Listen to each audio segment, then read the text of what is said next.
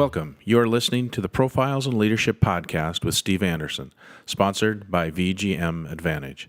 This is Season 1, Episode 8.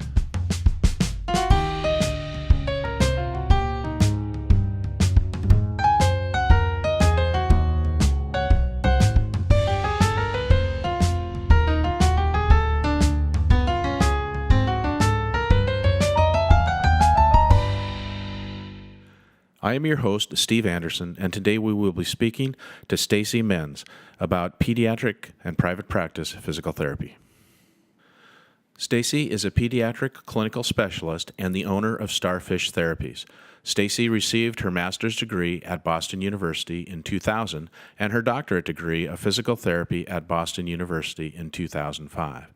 She has experience as a teaching lab assistant for Boston University, South College, and Chapman University's Doctorate of Physical Therapy programs, and has presented at state and national conferences and teaches continuing education courses for pediatric physical therapy.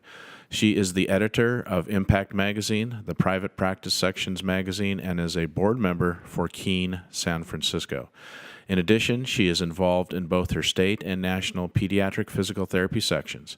She has also been interviewed on Sirius XM's Doctor Radio regarding pediatric orthopedic conditions.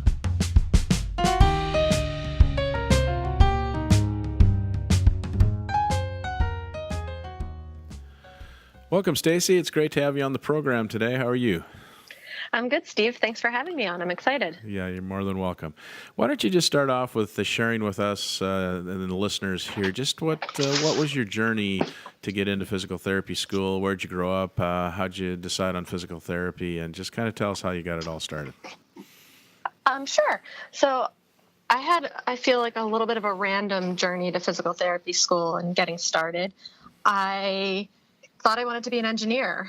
And my mom asked me, "Do you know what an engineer does?" And I said, "No."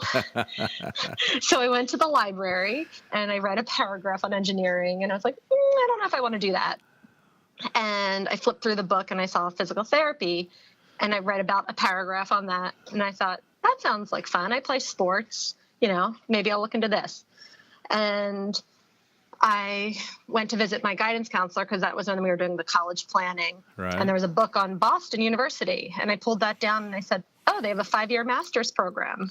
That sounds like a good idea. Yeah. And I applied early decision and got in, and that was my PT journey. I hadn't even visited the school before I went. Wow, that's a lot of faith to do that. So are you from the West Coast originally then?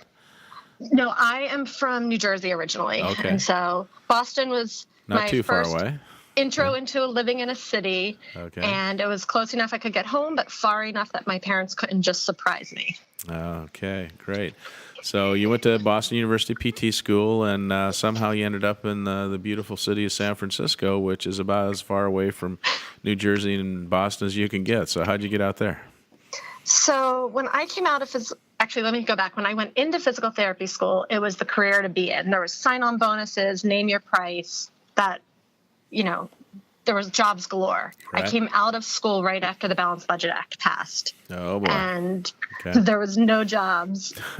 And I remember interviewing at a place I wanted to work at. And as a business owner, I now cringe when I hear this. However, I was told, there's nothing. Take what you can get and keep looking for what you want. Oh, wow. And so I was living in New York City at the time. And I ended up doing a brief stint in adult ortho, which was never what I wanted to do. However, doing it in Midtown Manhattan was a blast. Yeah. And I was glad I had that experience. But then I ended up getting a job at the hospital I had done my last internship in, and it was a teaching hospital. So I started in adult acute care. I had gone to school to work with kids, but knowing what the job market was, I was like, I'm going to just continue to learn what I can learn. Mm-hmm. And so I spent the next 5 years doing acute care because during that time I decided, I'm from the East Coast. I might end up never leaving here. And I was 25 and I decided, let's try the West Coast. So I moved to San Diego, and it was just easier to get a job in what I already knew. Yeah. I did hit a point where I became a little bit professionally bored. Not that there wasn't more for me to learn, but I just wasn't sure where I was going with my career. Yeah. And it was at the same time that Boston University sent out postcards about their transitional DPT program that was going online. And so I ended up participating in that program, getting my transitional DPT through BU. And when I finished that, I said, I went to school to work with kids. 5 years later, I'm still working with adults and loving it, and I've learned a lot, but I'm going to see what else is out there. Mm-hmm. And that's how I ended up in San Francisco, as I took a job up here working with kids. Wow. That's quite a journey. It's interesting you said that you were maybe professionally bored or whatever. I've run across that a fair amount lately from new grads that kind of had a idealistic view of what physical therapy might be like and excited to do it, and then kind of hitting the ground and not really discovering that. And then it's such a field that everybody wants to be in. It's almost like it's hard for them to admit that, this isn't really what I thought, or I'd like to maybe do something different. And so not only are you not satisfied, but you're almost afraid to admit it or tell anybody. Did you feel that way? Yes, I actually had what I call my midlife crisis. Okay. While I was doing my transitional DPT, I was living in San Diego, and I decided, I've always wanted to try acting.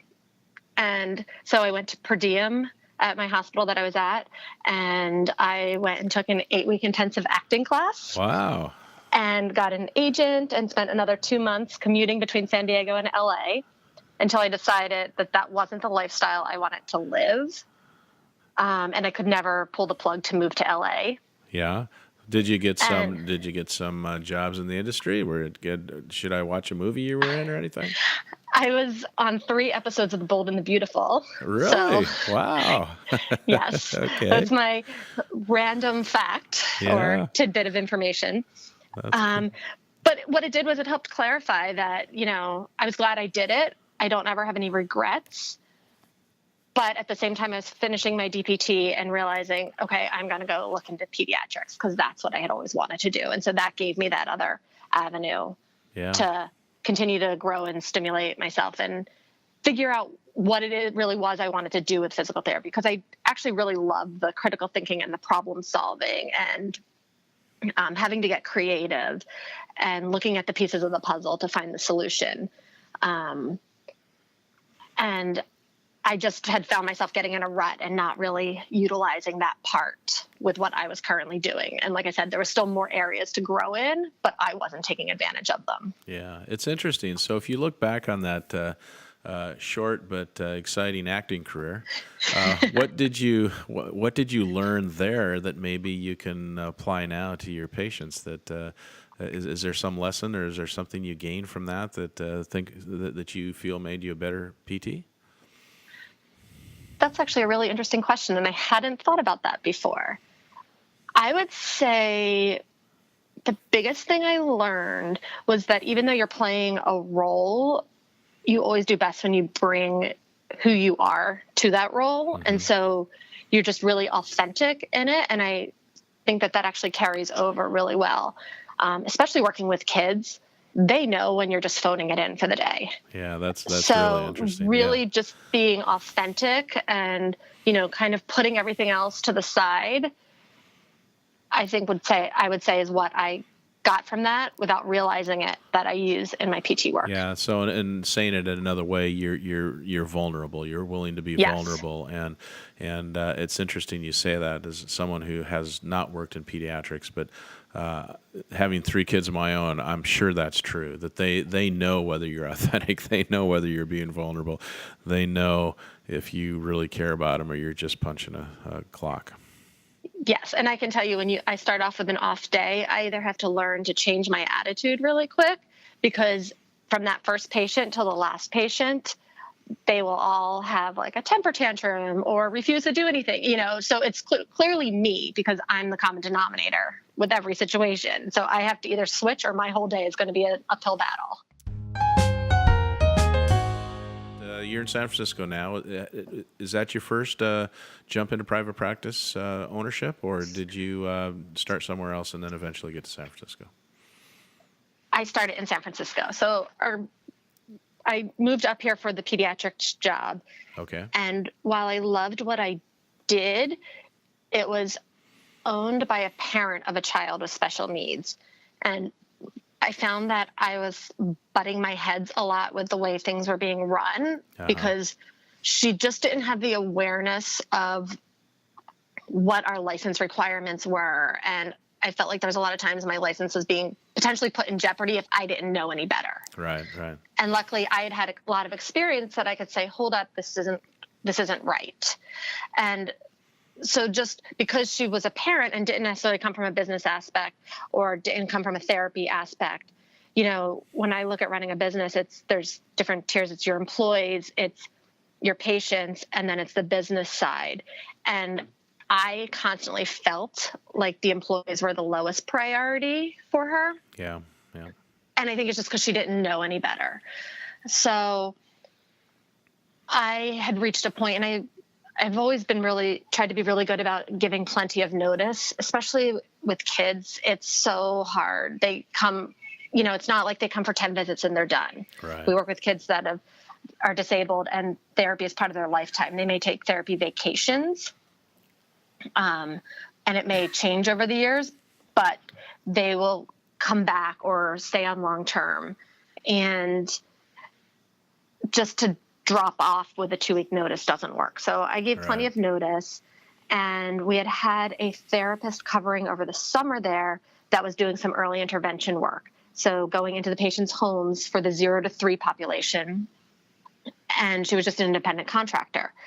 And so when I met her, I had started looking into that, and and I got vendorized with our regional center, who is the funder for early intervention in California, and started picking up a few clients, so that when I gave notice probably in October to leave at the end of the year. And by the time I left, I already had a few cases on my caseload. But I did leave, just planning on doing some early intervention. And then down the road, some of my old patients found me and heard that I was on my own. And so they looked me up and started calling me to see if I could come work with their kids. And next thing you know, my caseload was full. So I put an ad out on Craigslist and said, anybody looking for PT work? And I hired my first employee, and she's still with me to this day. And I think that's probably about 9 years later. That's awesome. That's awesome. I mean, it's intriguing to me that, here you are. If I was to look at this, from the front side, okay, you're in San Francisco, Yes. very competitive area, very expensive area. You're in pediatrics that has a reputation for being even tougher on reimbursement and getting paid for your services than other areas. And so now you're just jumping right into 2 big hurdles in front of you, and you've been able to make it work. So it's exciting. What do you think? What do you think has given you the ability to keep it going all these years?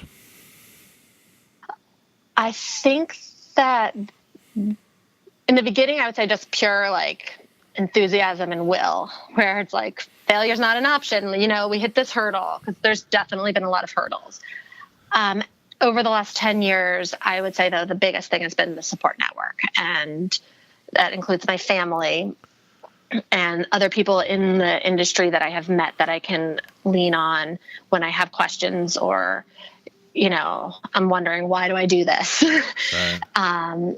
My employees also, I really work hard to try to create a feeling of family and ownership with everybody. So even though they're employees, I want them to take pride in the company and to look at what we're creating and make sure that they have a say in it as well. And, so if I'm having an off day, I'm pretty open, and they're really great at support. My support network is really great at continuing to propel me forward, and then keeping an eye on the long-term vision. And for us, it's that vision of, creating a world where kids of all abilities are included.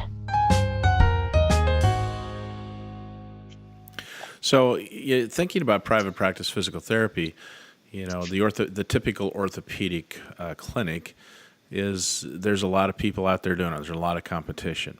Is pediatric private practice physical therapy pretty rare? And what's your feeling about that, and why? So I don't know that I would say it's rare. However, a setup like mine is rare in that I have a clinic and I have employees. There's a lot of pediatric physical therapists that are one person, they're independent contractors, and they will, because of the way early intervention, at least in California, so this is my only experience seeing it on the ground, is there's a lot of individuals that will go get early intervention contracts, and so it's great for the mom that wants to get back to work, but doesn't want to have a 9-to-5 job. They can set their schedule more. Or there's a lot of work in the school districts, so they may be working for the school system.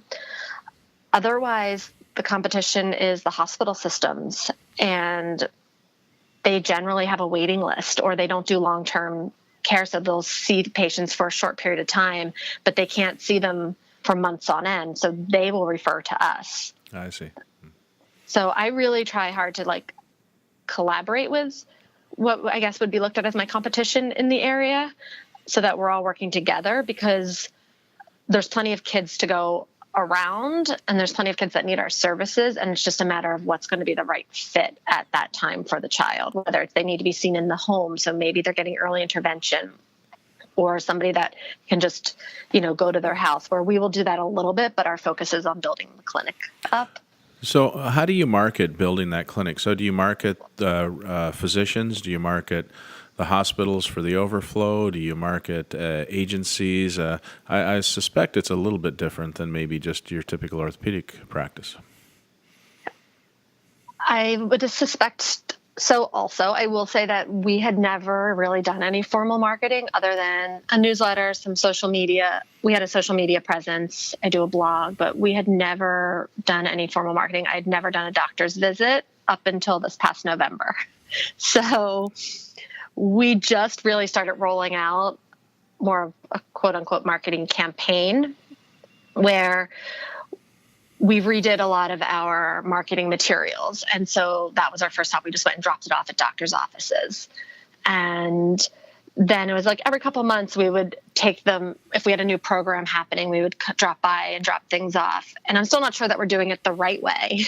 We're kind of figuring this out as we go along. I will say that we have seen direct referrals from doctors jumping up more, where they're telling families about us. And I know that we have direct access, and we get a ton of people that have just heard about us or done their own research, but it is also nice to have the doctors knowing about us and sending people our way. We've also spent time getting to know the therapists at Stanford and UCSF, so that they can tell families, because families will travel to these big pediatric hospitals, but that might not be where they live. So then the therapists have to help them find therapy for closer to home. And so we've gotten referrals that way. We'll definitely do some events within the community. We look to parents clubs to do advertising. That's a great idea. We put stuff up at libraries. We use Facebook because we have some developmental play groups. So looking more on that wellness side, where it's inclusive. So it's not just kids with special needs, but for parents that have questions. So just really trying to get people to know that we're here more than that they already did. And do you have to get over that hurdle of, when you're dealing with parents and their children are, everything to them?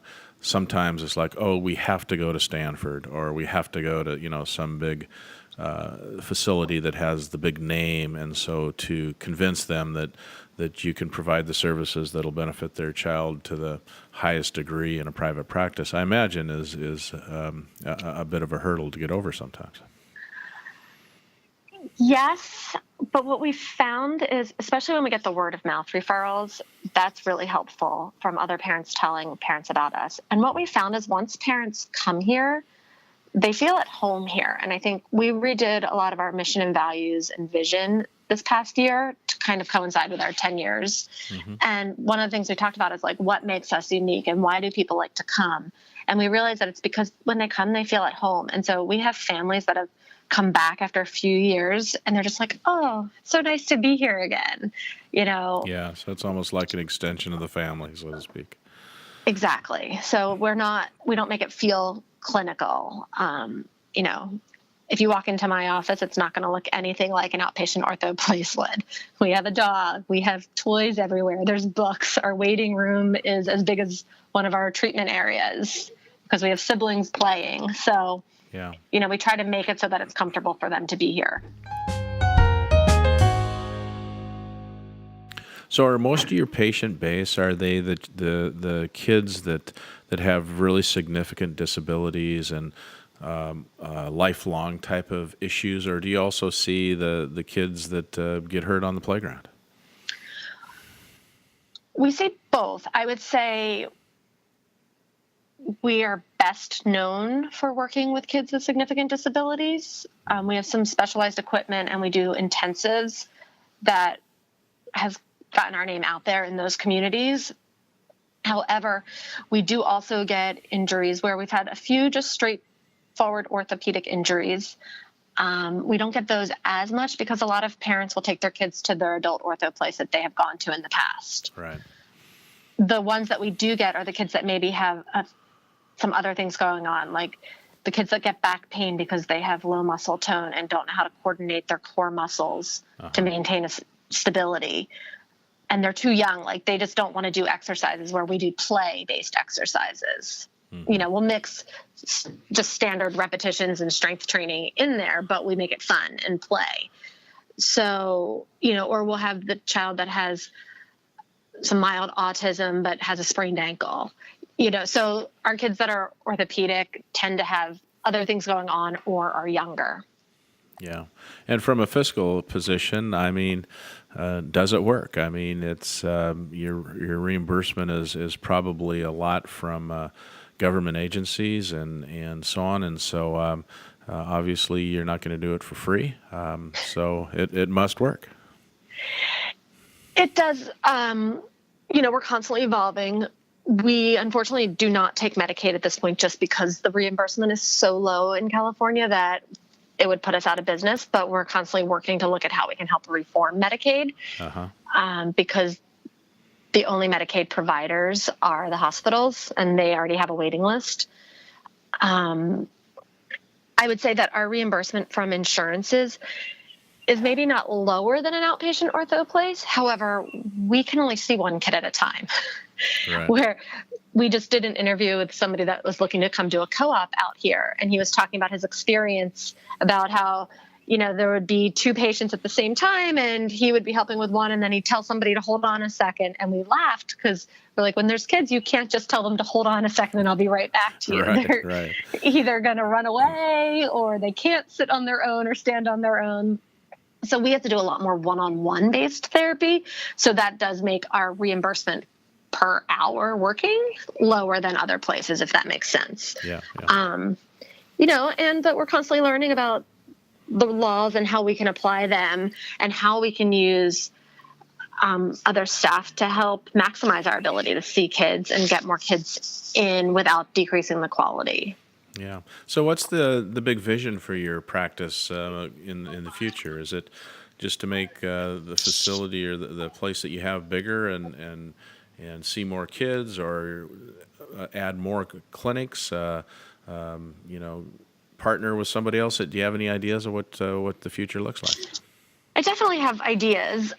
We currently do have 2 satellite locations. Okay. We will see kids in Palo Alto 1 day a week, and we will see kids in San Francisco 2 days a week. So that's where we've kind of partnered with people in the community. So in Palo Alto, we see them out of an outpatient ortho place. They had a room, and they asked us if we wanted to use it. And so we were like, okay, we'll take advantage of that. It was interesting because it was trying to build a caseload where we had not previously had a demand for services. So that was an interesting experience. And in San Francisco, we see kids out of a place that does mostly occupational therapy, but also has speech therapy. So like I said, I like to collaborate with the people in the community. My vision would be one for us to be multidisciplinary. We're currently only physical therapy.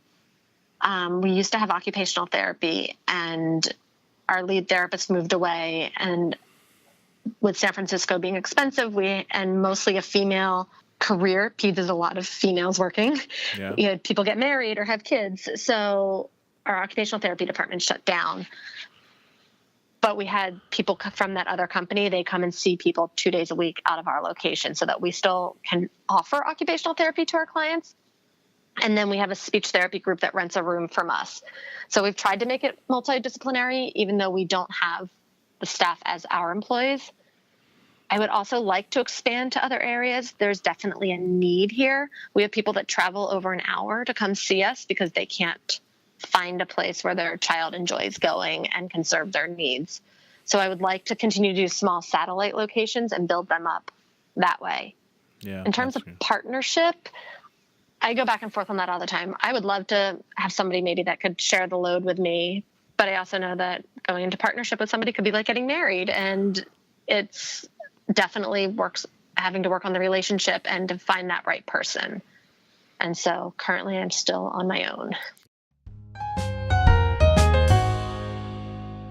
So not only are you running a business and a practice, but you also have done a lot on the national scene too. And you've been very involved in the private practice section and I believe the pediatric section.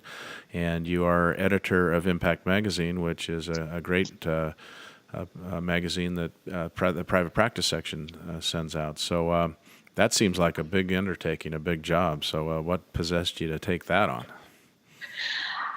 I love doing Impact. It's honestly my favorite part of it, besides the reading the stories and learning the stuff and working with the board, is doing our planning meeting in the spring, looking at what the members want to learn more about and laying out the calendar for the next year. It's that keeps me going for the entire year with Impact. I had been an editorial board member, so I had been one of the people responsible for getting the articles. And Angela, who had been the previous editor, had approached me, and I kind of laughed because I said, "I'm not sure why you would want me. I don't work with Medicare. I actually know nothing about all the Medicare rules and the abbreviations and the requirements." And so that was my biggest hang up with saying yes to it, was that I just didn't know that if I could meet the needs of the membership, because there are a lot of people that work with Medicare. But she convinced me that I could do it, and I'm really glad that she did. And I think that the reason I've gotten involved is because when I came to the private practice section the first time, it is a lot of orthopedics. And as a business owner, I did want to learn more than just about Medicare. And so I kept asking, well, what about peds, or what about people that don't work with Medicare? And so I felt like I was a little bit of a squeaky wheel. And I have that rule with myself that if I'm going to be a squeaky wheel and somebody gives me an opportunity to step up to help find solutions to the problems, that I can't just say, no, I don't want to be part of that. So that's a great rule. So what do you think is most members of the private practice section are worried about or want to hear about or learn about with your information as the editor of this publication? What's the biggest concerns out there that people want to learn about or hear about? I feel that a lot of people are just concerned or worried about, I don't know that this is the right word, but the longevity of private practice and where it's going. Right now, there's a lot of bigger practices buying up smaller practices. And that's the way people have chosen to do their exit strategy. So I think it's them really defining what their exit strategy is or how they can stay in business. And then also, what are other avenues that they can still utilize their PT knowledge and not maybe go work for somebody else, but maybe take it into a different avenue. There's a lot of people out there doing consulting or coming up with products or services that were physical, or I guess still are physical therapists, but they've gone a different route than the traditional private practice. And so I think it's just that where are we going with the future, and what's that future going to look like for me and my practice? Yeah, definitely. So what pearls of wisdom do you have for our listeners on the leadership forefront here? What have you learned? What pearls of wisdom could you give our listeners as far as leadership going forward? I would say don't be afraid to ask questions. you don't always know what you don't know, but the more questions you ask, the more you learn, or it opens up other questions that you weren't aware of. Yeah. And that's really taking advantage of the network around you or the other people. And then I would say the biggest piece of advice was one my dad gave me when, I thought everything had gone wrong with my practice, and I was calling him, and he had been a business owner as well. And I was like, I screwed up, I failed. And he said, which I've taken with me always, is it's only a mistake if it happens again. Right. So that not being afraid to take chances, and things may not go the way you thought they were, but if you learn from it and you take something from that and you don't make the same mistake again, then it's not a mistake. It's a learning experience. Yeah. Learn from your mistakes. I love your point about asking questions. I know in my leadership training and coaching that I do, that's one of the things I teach is that, you don't have to always know the answer. And you just ask questions and keep asking more questions. And eventually through that process, either the answer comes to you or you gain enough information in asking the questions that it kind of resolves itself. So I think that's a great piece. I would even go so far to say, as a woman in leadership, women probably do that better than guys do, because guys always think they know the answer, right? From my experience, yes. So I think if we can learn from what we're hearing today, especially guys, you don't have to know the answer. It's like when someone asks you a question, it's okay to say, I really don't know, or that's a great question. Let me do some research, or let me ask my peers, and I'll get back to you with that later. That's okay. People don't always look to you to have all the answers. They look to you to help them discover the answer, so to speak. I would agree. So what are you excited about in the future? What's next? So we last year restructured. I said we had done a whole bunch of things with redoing our vision, values, and it was just minor tweaks. But we restructured also the way we were running our business. We had taken advantage of a lot of opportunities over the previous 9 years, but they may not have always been strategic opportunities. And so we really looked at where we wanted to go. And like I said, we were building out that clinic. And just today, I was sharing with my staff the changes in percentages of revenue from a year ago to now, and how what we started on a year ago is actually happening. And to then just continue on in that path of, being able to provide the services for the kids and to grow the business in the way that we want to. And like I said, our vision is to have it so that the world is more inclusive for kids of all abilities. Yeah, it's so rewarding to see that when you actually do the strategic planning and you have a vision, and then you get strategic initiatives towards that vision, and you get everybody on board and everyone's working together to look back and say, wow, look where we've come. I mean, it does work. Yes. And it just doesn't happen. You have to do it with an idea and a plan, and get everybody on board, and then it's amazing what can happen. Yes, and it's important to look back, because it's so easy to get down with the day-to-day, but to look back and be like, oh, here's where we were and here's where we are now, and give yourself credit for that, and to recognize the achievements as opposed to always just looking at the obstacles. Yeah, absolutely.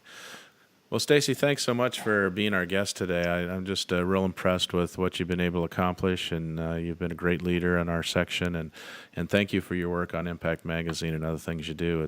I think it really keeps the members together, and I know that's a very sought after. Every time an edition comes, I hear people talking about it. And interestingly, I think you did a survey not too long ago, and people just don't want that to go away. They don't want it to become totally digital. Is that right? That is correct. They still want the physical magazine in the mail. Is that weird, or is that just PTs? I know the majority of the people still read the magazine and prefer it that way. Yeah. So I think that's great. Yeah. Well, keep up the good work. And again, we appreciate all your efforts and contributions to our profession outside of just your own practice, but helping PTs across the nation. It's very admirable, and we thank you for that. Well, thank you. Thanks for having me. Have a great day, and thanks for being on the program. You too. Thanks for joining us today, and be sure to check out our entire library of podcasts and videos at vgmadvantage.com. This has been Profiles in Leadership Podcast, and this is your host, Steve Anderson. Thank you for listening.